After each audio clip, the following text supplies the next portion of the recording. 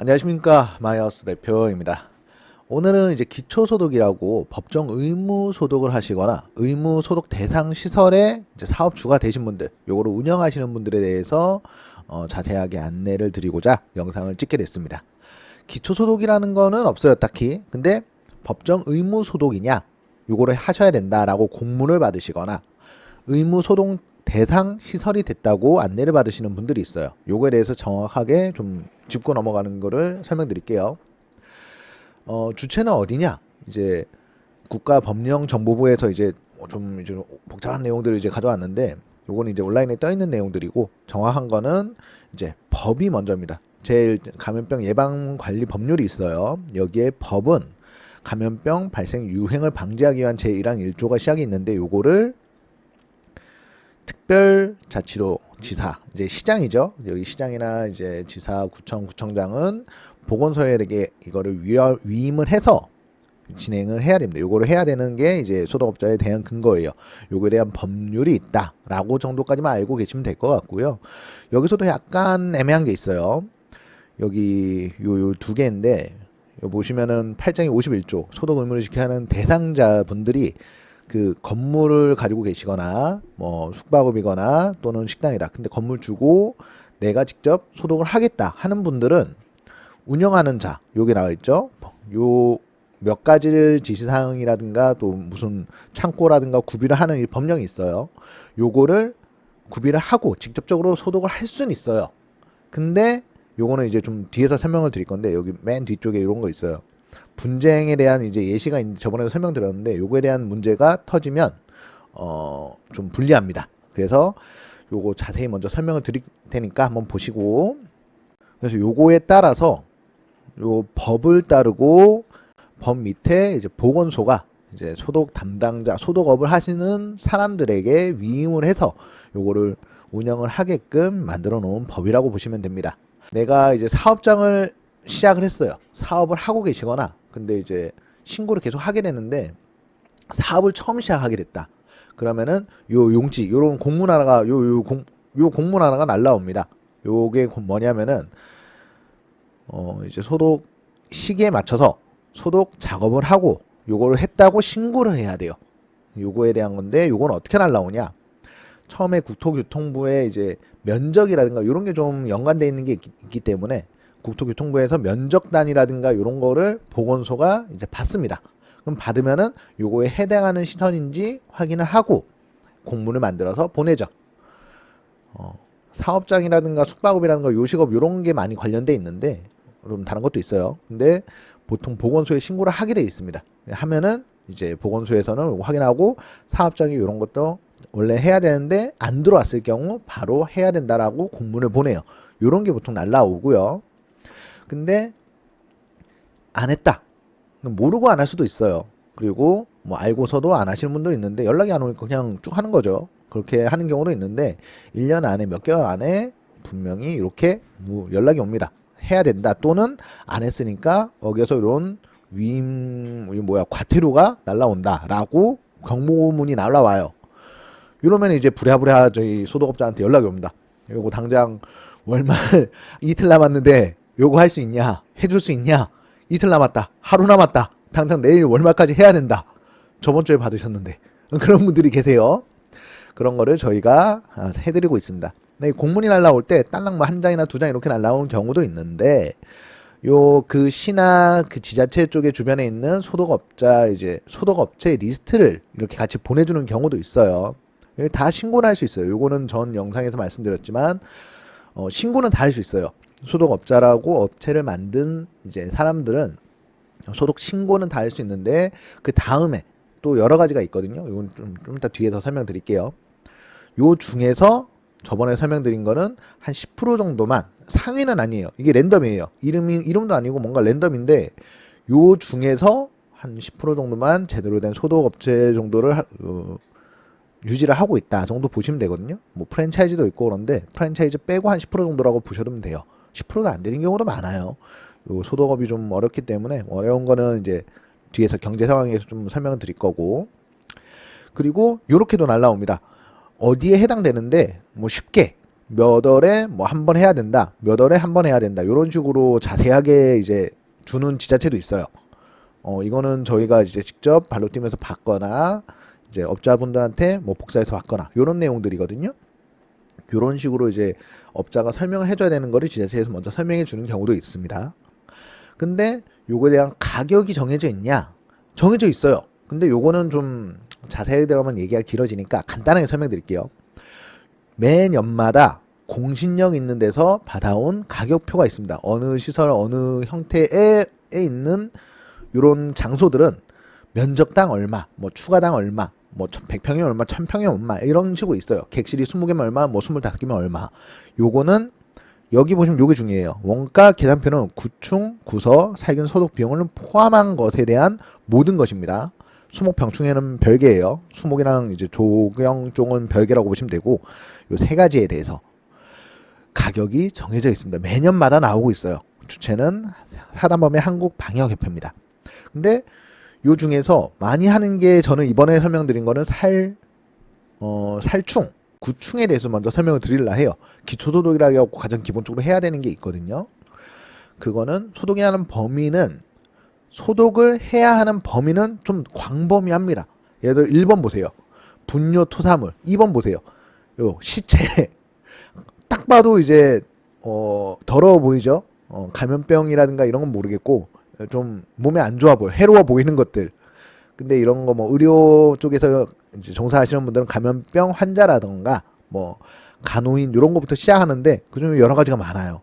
뭐 바이러스에 관한 것도 있고 세균 또는 이제 가장 많이 하는 건 보통 이제 소독업자라고 해서 많이 알고 계시는 거는 요 5번입니다. 일본 뇌염, 모기 요거인데 코로나 때문에 이제 바이러스도 많이 하고 있는 분들도 많죠.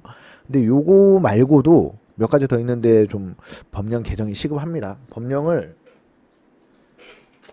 계속 요 보시면은 25년도 2월이에요. 뭔가 개정을 하려고 계속 움직임은 있는데 요 법이란 게 그렇잖아요. 사실 빨리 만들기가 어려워요. 저도 이제 설명드리면서 나중에 설명한다 하는 게 요런 디테일한 부분이 좀 법령에 근거해야 되는데 안 되는 것들이 많기 때문에 나중에 설명드린다고 말씀을 드리고 있습니다. 여러 가지가 광범위하게 퍼져 있어요. 해야 되는 소득에 대한 범위는. 근데 요 가격이 보통 어떻게 돼 있냐?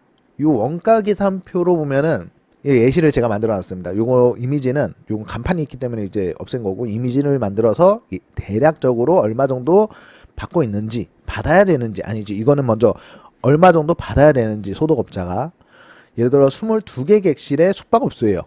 딱 봐도 이거는 한국형은 아니고 미국형이라든가 이제 해외죠. 해외 같은 이제 객실이 한 22개 정도인데 비용이 보통 23만 원 정도로 책정이 됩니다. 그 표에 적힌 대로만 하면요. 근데 보통 대한민국은 얼마 받느냐? 요거 적게는 2만 원 받습니다.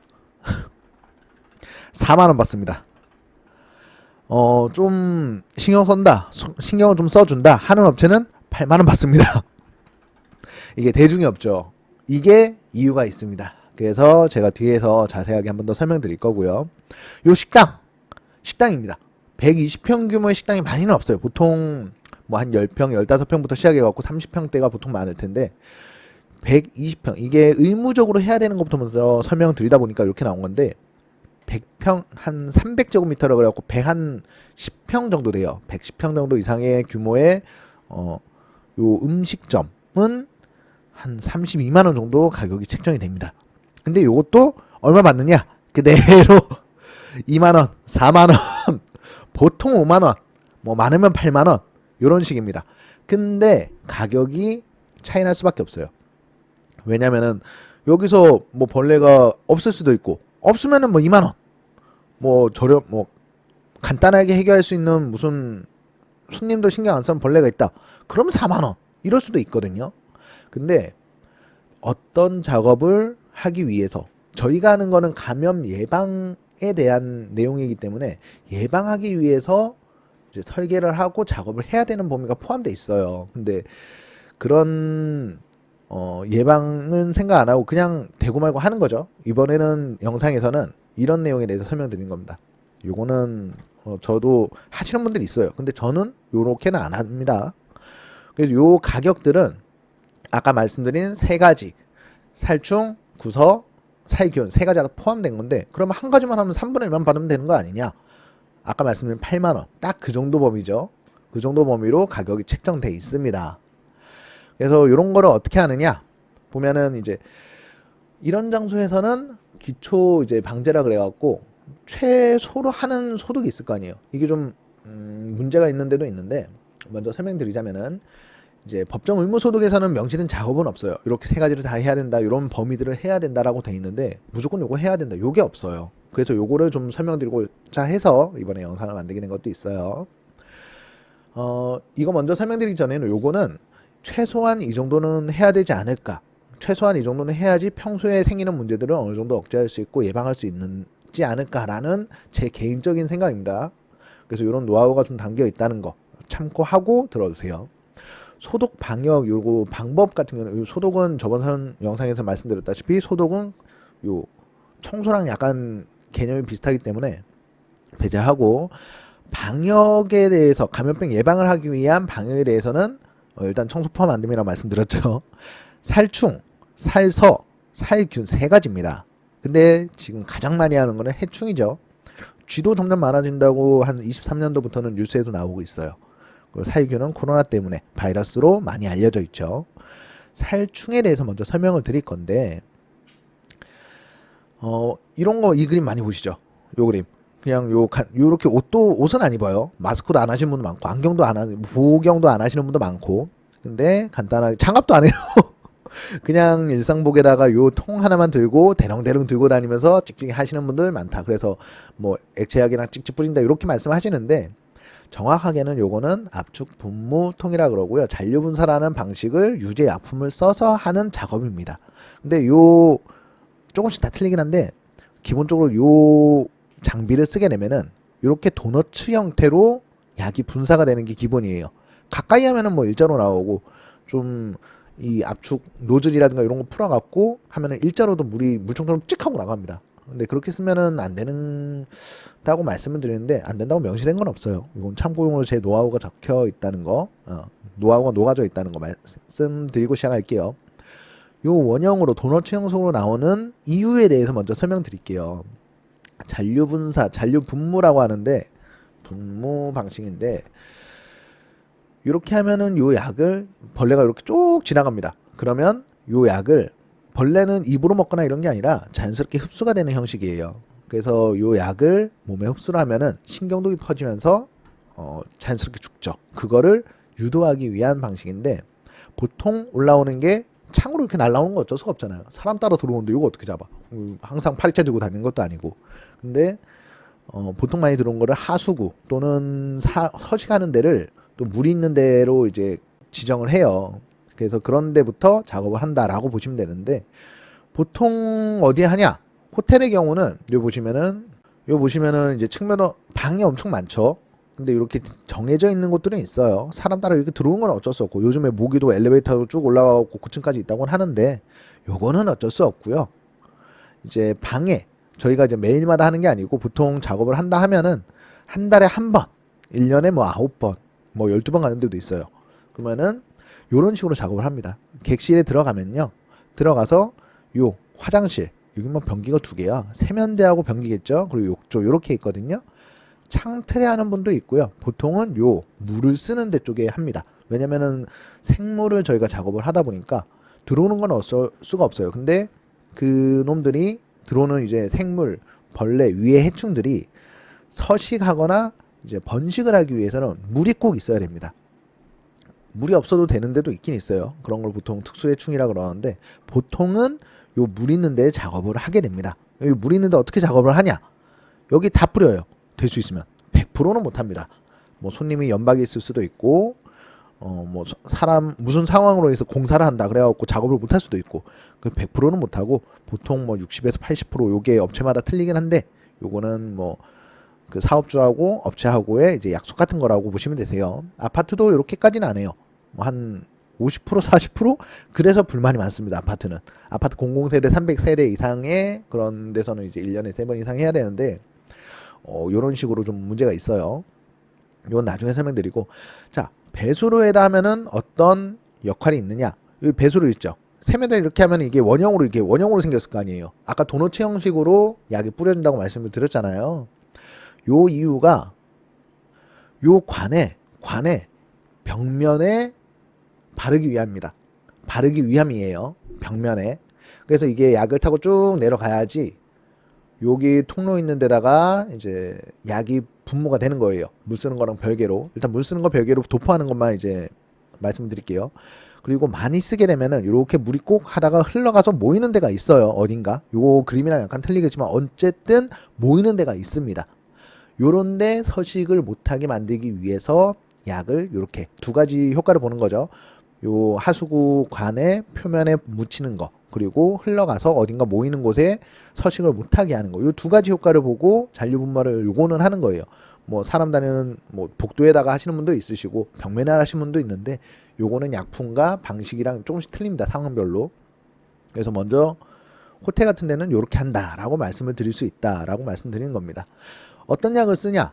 예, 유제라는 겁니다. 기름기가 좀 기름 성분이 있는 이제 표면에 오래 붙어 있어야 되고 이제 오래 유지가 돼야 되기 때문에 요 관에 유제라는 걸 먼저 쓰는데 요게 뭐 크게 몇 가지가 있는데 그 중에서 가장 많이 쓰는 게 피레스로이드계라고 합니다. 저번 영상에서 냄새가 많이 난다라는 이제 불만 사항이 있었는데 그거는 성분별로 조금씩 틀려요. 근데 요 피레스로이드계를 왜 많이 쓰느냐? 요 국화꽃에 대한 이제 꽃 향이 나는 그런 성분으로 썼기 때문에 냄새가 가장 거부감이 덜합니다. 근데 단점이 있죠. 어독성이 엄청 강해요. 특히 강합니다. 어독성. 그리고 꿀벌도 곤충이죠. 생물이고 죽어요. 요런 거를 좀 조심해야 된다. 그래서 보통은 이제 신경계를 작용해서 공격하기 때문에 빠르고 잘 죽습니다. 근데 최근 들어서 저항성이라든가 이런 문제 때문에 요 약이 안 듣는다고 나오는 데가 있어요. 그런 경우에 다른 약을 쓰면서 번갈아 가면서 이제 약을 쓰는 거예요. 근데 요거에 대해서 잘 모르시는 분도 많죠. 그냥 하나만 계속 쓰고 예시 하나 말씀드렸지만은 그 아파트에서 바퀴벌레를 잡아야 되는데 진드기 약을 쓰고 있더라. 약 성분도 틀리고 작용 효과도 틀려요. 그래서 안 죽는 겁니다. 요런 상황이 있었다. 그리고 요런 약을 쓴다라고 봐주시면 될 것 같아요. 그래서 요거는 예시인데 요런 식으로 되어 있는 거를 희석을 해서 사용을 합니다. 조금 뭐 한 75ml 정도 이렇게 하면은 뭐 한 500ml 정도 쓸 수 있고 이런 식으로 있어요. 7ml 타거나 이게 엄청 고농도로 농축되어 있는 약이기 때문에 물에 희석을 해서 사용을 하게 됩니다. 일반인분들은 잘 사용을 안 하죠. 또 이걸 희석해서 나오는 제품들이 있는데 비싸요. 그래서 전문업자분들은 요거를 희석해서 항상 사용을 합니다. 그리고 뿌리면 끝이냐? 아니죠. 뿌리면 끝나는 건 아니고 요거 기간도 있고요. 효력이 가는 것도 있고요. 그래서 요거를 구분을 좀 지어 드렸는데 일반 소독업체라고 이제 저번에 영상에도 말씀드렸지만 관리하는 방식이 좀 틀립니다. 일반 소독업체는 간단한 작업을 해요. 이게 뭐 바퀴벌레 잡는 약인지 파리 잡는 약인지 보이지 않으니까 상관없으니까 뭐 진드기약을 쓰고 어쨌든 그것도 방역용 살충제라고 구분이 돼 있습니다. 뭐 환경부에서 이제 관리하는 약이든 이런 게 이제 좀 복잡한 얘기가 있는데 저희는 환경부 승인을 받은 약만 사용하게 돼 있어요. 소독업자는 원래. 근데 잘못된 예시가 많죠. 그래서 요것만 설명드리면은 일반 소독업체는 간단한 작업을 하고 보건소에 신고하고 끝납니다. 그 다음에 벌레가 나오면은 뭐 요거는 가격이랑 좀 연관이 돼 있는데 저렴한 가격을 받으면서 후속 문제까지 해결해 줄 수는 없잖아요. 그래서 전문 소독업체는 딱 봐도 이제 양이 틀리죠. 뭔가 해야 되는 게. 전문 소독업체는 이런 거부터 합니다. 연단일 계획을 먼저 수립해요. 몇 월부터 몇 월까지 어떻게 오는지. 근데 거기서 무슨 문제가 있는지 또는 무슨 문제가 예상이 되는지를 체크를 합니다. 뭐 바퀴벌레가 문제가 없는데 박해약을 계속 쓸 수는 없고 쥐가 문제가 있잖아요. 그럼 쥐에 대한 작업을 계속 해야 되는 거고 둘 다 문제가 없어. 그럼 예방하는 작업을 하거나 뭐 살균적으로 작업을 하거나 요거는 이제 계획을 수립을 해야 되는 범위가 있어요. 그 다음에 작업 범위 어디서부터 어디까지 할 거냐. 예를 들어서 여기 보시면은 1층부터 지하부터 꼭대기층까지 할 거냐 1층부터 요 5층까지만 할 거냐, 로비하고 지하 빼고, 이런 작업 범위가 있어요. 근데 될 수 있으면 다 하는 게 좋죠. 왜냐면은 국토교통부에서 보건소로 이제 면적 단위로 신고된 범위가 있는데 그 장소를 소독을 해야 되는데, 예를 들어 어디서부터 어디까지는 뺀다. 요건 약간 말이 안 되거든요. 근데 그렇게 하는 데가 많아요. 위에는 자체적으로 관리를 할 테니 밑에 1층만 해달라. 뭔가 다른 것만 해달라. 뭐 지하는 우리가 할 테니 뭐 어떤 것만 해달라. 라고 하는 분들이 많은데, 요거는 조율이거든요. 예를 들어 여기는 호텔이잖아요. 호텔에 담당자분이 있을 거 아니에요. 소독업자분이 있는데 둘 다 전문가가 아닌 경우가 있었어요. 요거는 나중에 설명드리겠는데, 그냥 요거 빼고 요거 빼고 요거 빼고 요거 빼고 안 해도 되지 않냐 해갖고는 한 300만 원 정도 견적이 나와야 되는데 한 몇십만 원에 한 거예요. 저렴하게. 어우 했지. 근데 문제가 무조건 생기죠. 사람이 이렇게 많이 왔다 갔다 하는 데인데 문제가 안 생길 수가 없잖아요. 몇 가지 예시는 나중에 설명드리겠습니다. 이거 좀 조심해야 돼서. 아, 여기 있네요. 요거는 이제 인터넷에 떠 있는 예시예요. 이런 예시가 상당히 많습니다. 산 잤는데 물렸어요. 문제가 생겼어. 근데 작업을 안 했어. 그런 거죠. 자, 전문 업체는 예를 들어서 작업 범위 책정이 되면서 금액에 대한 문제가 이제 따라오고요. 그 다음에 정기적으로 매달마다 들어오는데 문제가 안 생길 수는 없어요. 이제 어떤 문제가 생기냐, 어떤 문제가 생기는데 빨리 해결을 하냐, 요거에 대해서 그 다음 문제가 생기는데, 1년 동안에 예를 들어서 특수 출동을 하느냐, 긴급 출동을 하느냐, 뭐 상별 대처 같은 것도 필요하고요. 월별 또는 1년 단위로 계획을 하잖아요. 대한민국은 이제 사계절이 있다 보니까 요즘은 좀 사계절이 좀 많이 흐지부지 됐죠. 12월이면 좀, 원래 10월이면 추워졌어야 되는데 12월까지 따뜻해요. 요즘에는 좀 많이 이상해졌어. 그래서 연단위 작업 보고서 같은 거를 작성을 하고요. 한 번 가서 무슨 작업을 했는데 무슨 놈들이 나왔어. 요게 내년에 또 나올 수 있잖아요. 그래서 보고서를 항상 작성을 해야 됩니다. 저희는 하고 있어요. 당연히 매 작업당 보건소에 신고는 하고, 요거는 법령으로 2년간 보관하는 게 원칙입니다. 꼭 그 사업장도 갖고 있어야 되고 저희도 갖고 있어야 돼요. 똑같은 걸. 그래서 사인을 항상 2개를 받는데 요게 안 돼 있는 경우는 많아요. 그래서 요거를 복사하거나, 이렇게 했는데 사업주가 잃어버리셨어. 그럼 저희 거를 복사해 주시거나, 이런 식으로 이제 하는 관리를 해드립니다. 그리고 작년에 좀 뭔가 많이 나왔어. 그리고 또는 작년에 뭔가 안 나왔어. 그러면 또 조정이 있겠죠. 요거는 나중에 또 자세히 설명드리는 게 있겠는데, 가격에 요 금액에 대한 문제가 있어요. 그래서 어쩔 수 없는 긴 한데, 이건 좀 특수한 상황이 있는데 요거는 나중에 따로 요 작업만 설명을 드릴게요.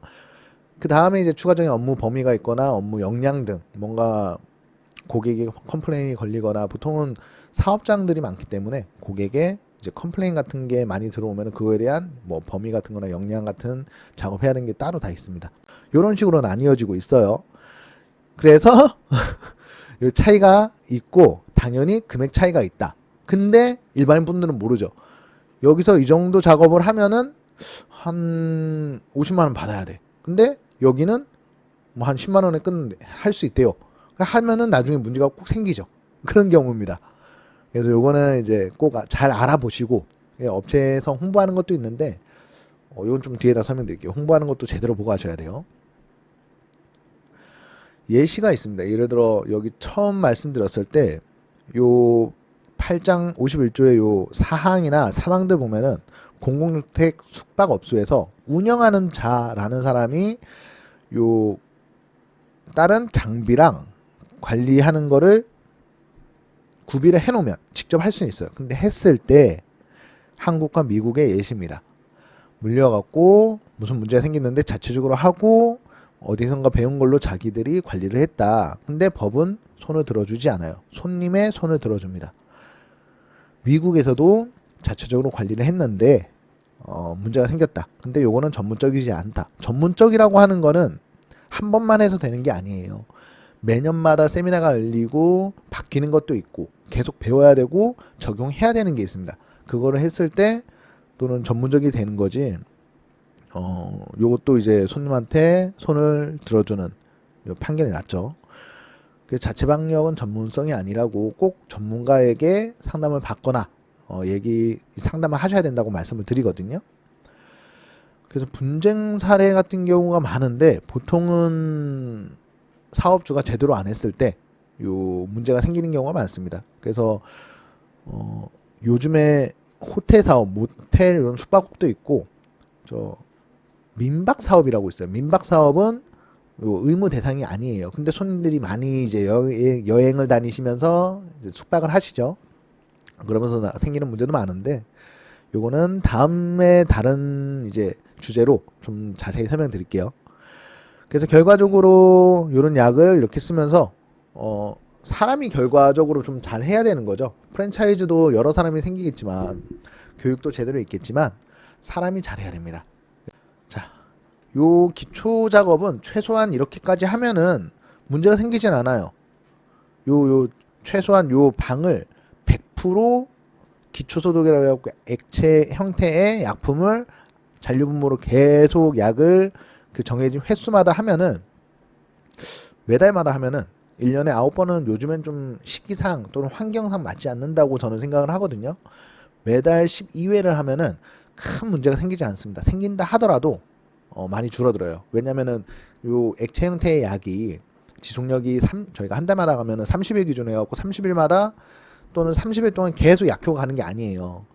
뭐 햇빛이 비치냐 미치냐 무슨 약을 쓰냐 따라 틀린데 보통 1, 2주 정도 2주 정도라고 보거든요. 요 약을 계속해서 거의 한 90% 정도라도 뿌리면은 문제가 생긴 적은 거의 본 적이 없습니다.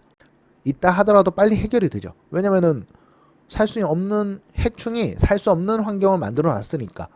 그래서 최소한 이렇게는 해야 되지 않나라고 말씀을 드리는 겁니다. 또는 요걸 안 해서 생기는 문제를 많이 봤으니까요. 자, 요 다음 영상은 요걸 좀 해드릴게요. 요 기초적인 문제를 또는 기초적인 거를 이제 작업을 하지 않아서 발생한 문제들이 있습니다. 요거 한 몇 가지 예시를 들어갖고 다음 방송에서는 설명해 드리도록 하겠습니다. 자, 여기까지 해서 한 가지 빠뜨렸다. 요거 보면은 요 가격이 매년마다 바뀌었다 그랬잖아요. 26년도도 내용이 있어요. 24년도 가격이 있고 여기 보시면 26년도 이런 식으로 내용이 있습니다. 근데 요거는 막 만들어진 게 아니에요. 요거 보시면은 요런 식으로 이제 책이 있거든요. 요거는 일반 분들도 소득업자분들이 구하는 건 아니에요. 못 구해요. 근데 요거 보면은 한 업체에서 그냥 한 게 아니라 그 기관에서 이제 의뢰를 해갖고 매년마다 만든 겁니다. 그리고 요거는 일반 분들이 대상은 아니고 솔직히 예를 들어서 공공기관은 최소한 이거를 따라야 되지 않나. 그래야지 제대로 된 작업을 하고 돈을 쓰는데 작업을 안 하면 문제가 되는 거잖아요. 근데 정말 적은 금액을 주고 작업을 다 빼갖고 나중에 예방하는 작업을 못 해갖고 그 문제가 생겼어요. 그러면 그거에 대한 피해는 예를 들어 간단히 말씀드리면은 학교에서 쥐 작업은 안 했습니다. 근데 쥐가 학교 안에 침입을 해서 천장에 있는 에어컨 배관을 가갔어요. 그럼 물이 툭툭툭 막 떨어집니다. 아이들이 이제 교육을 하고 있는 그 학습을 받고 있는 그 교실 내에 천장에 에어컨 배관에서 물이 터져갖고 물이 막 뚝뚝 떨어져요. 그럼 이 피해는 누가 어떻게 이러면 안 되지 않을까요? 또는 식당에 초등학교 학생 식당에 쥐가 돌아다니거나 이러면은 안 되지 않을까요? 만약에 돌아다닐 수는 있어요. 근데 제대로 된 작업을 하고 있느냐 안 하고 있느냐에 따라서 좀 문제가 되지 않을까 이런 생각을 하고 있습니다. 궁금한 점이라든가 뭐 물어보실 거 또는 나는 이런데 이건 어떻게 해야 되나 이렇게 궁금하신 분들이 있어요. 이런 것들은 이제 메일로 영상이나 사진을 찍어서 설명을 해갖고 보내주시면 최대한 답변 드리도록 하겠습니다. 자, 지금까지 영상 봐주셔서 감사합니다.